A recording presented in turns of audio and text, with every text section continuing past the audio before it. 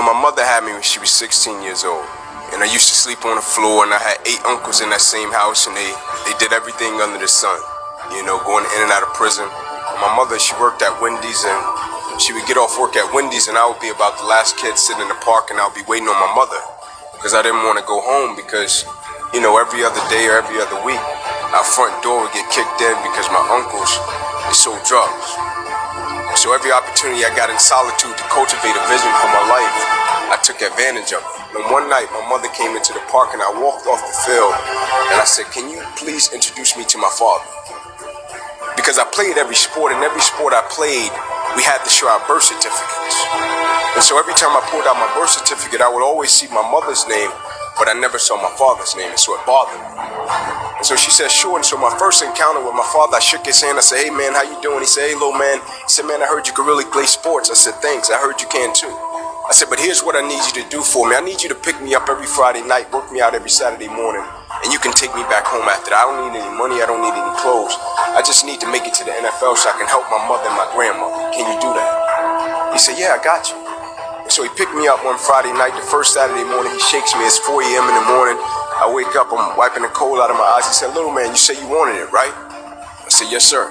He said, "Get up. We're running 2 miles to this fire station, 2 miles back home." I said, "Okay, let's do it."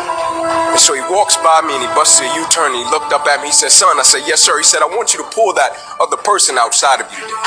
No disrespect. I said, "But I don't see another person." I said, "So I understand we have different lives and you have a job. And so if you're tired, I get it. You can go back in the house and you can go to sleep. But you're not stopping me from running to this fire station. I'm running to this fire station whether you go or not."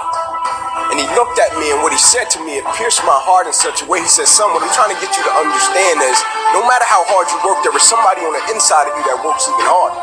He said, "No matter how dedicated you are, there is somebody on the inside of you that's more dedicated. No matter how committed you are, there is somebody on the inside of you that's more committed. And you don't even know what commitment is yet. You think commitment is just saying, 'Yes, I'll do it.' But what commitment is staying true to what you said you were going to do long after the mood that you have set it in has left. Meaning on the days when you don't feel like doing what you said you would do, you get up and you do it anyway. That's what builds character."